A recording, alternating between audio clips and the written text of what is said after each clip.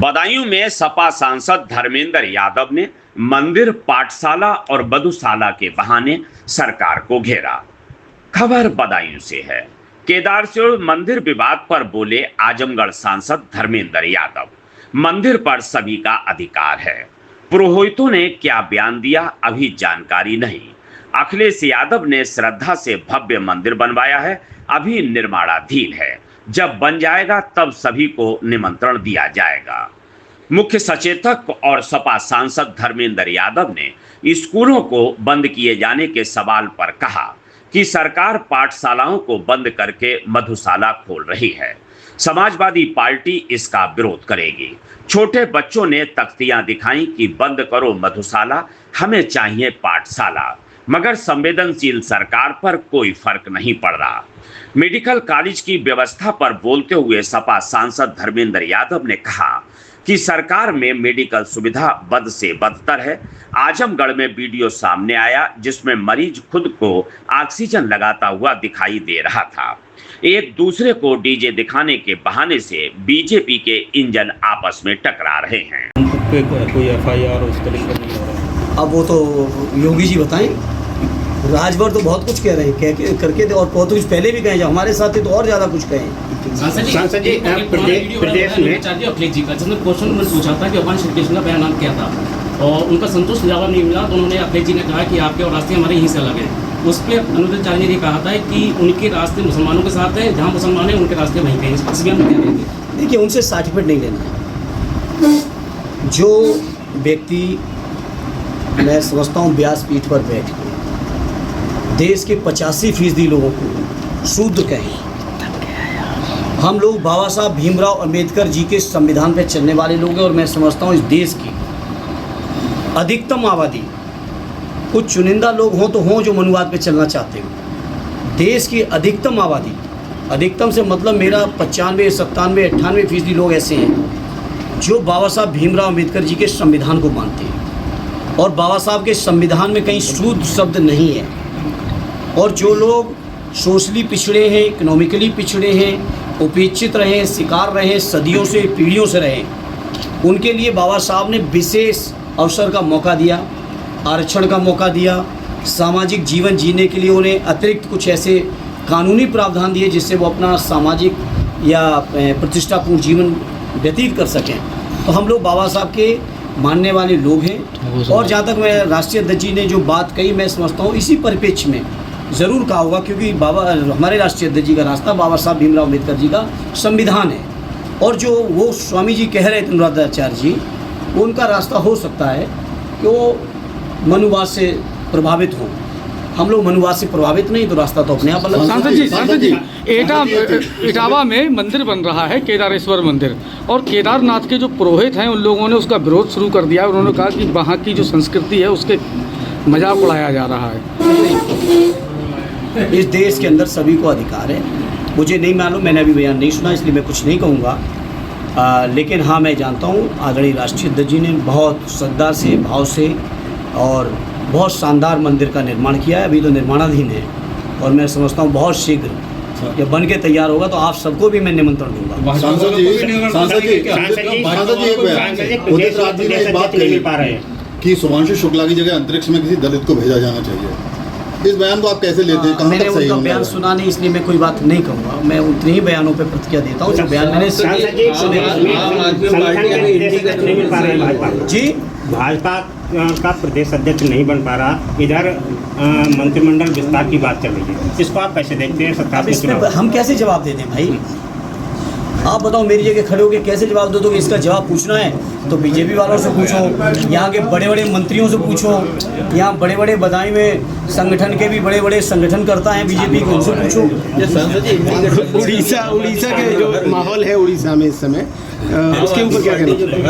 गठबंधन से आपका क्या कहना? उनका अपना कोई फैसला होगा, मैं नहीं जानता। जहाँ तक समाजवादी पार्टी के बारे में कह सकता हूँ, समाजवादी पार्टी इंडिया गठबंधन का बहुत मजबूत घटक है और विपक्ष के पार्टी के तौर पे नंबर 2 की और देश की संसद की नंबर 3 की पार्टी समाजवादी पार्टी आज, और बहुत मजबूती के साथ गठबंधन है, रहेगा, चलेगा।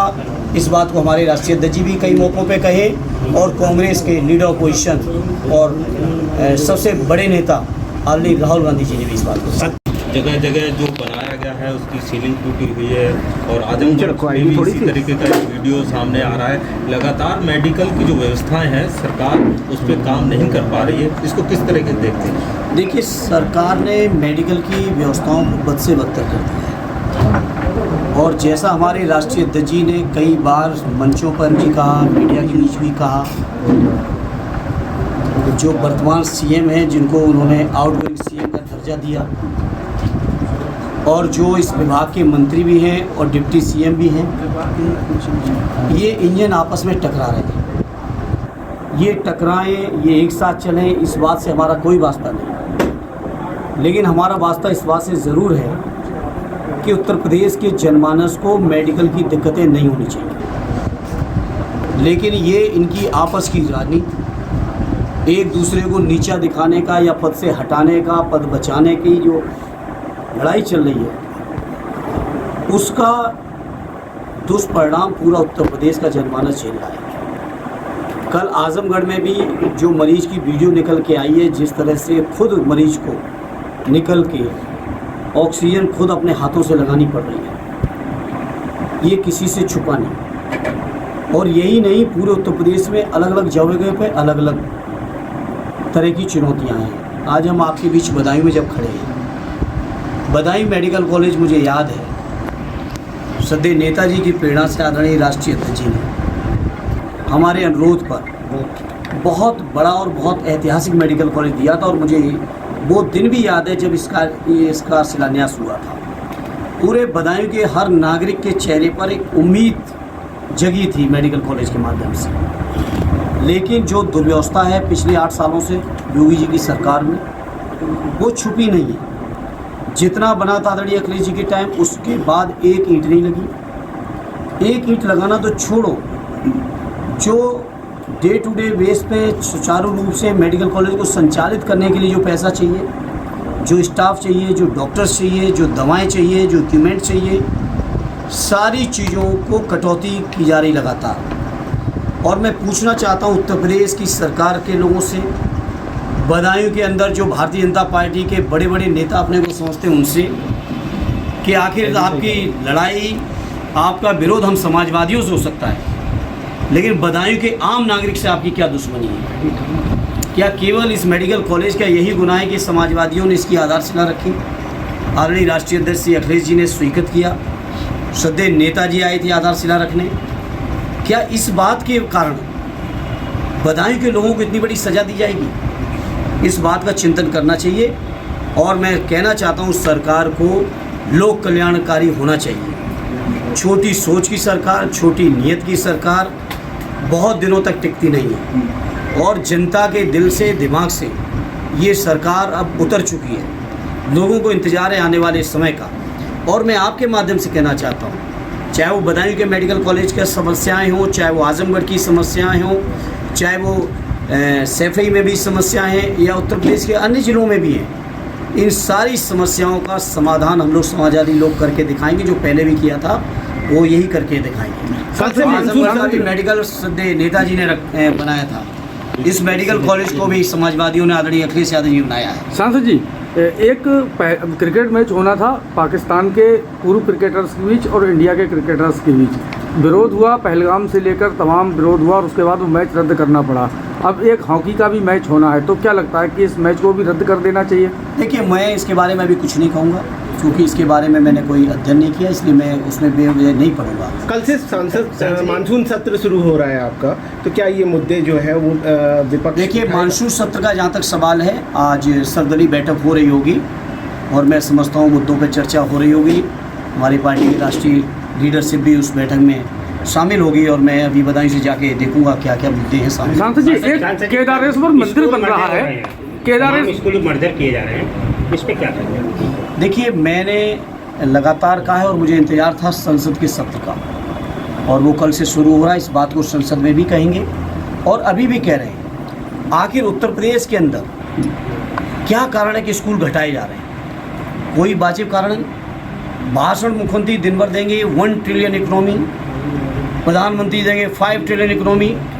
बीजेपी के लोगों का वही रटा रटाया, हर जगह भाषण और जवाब।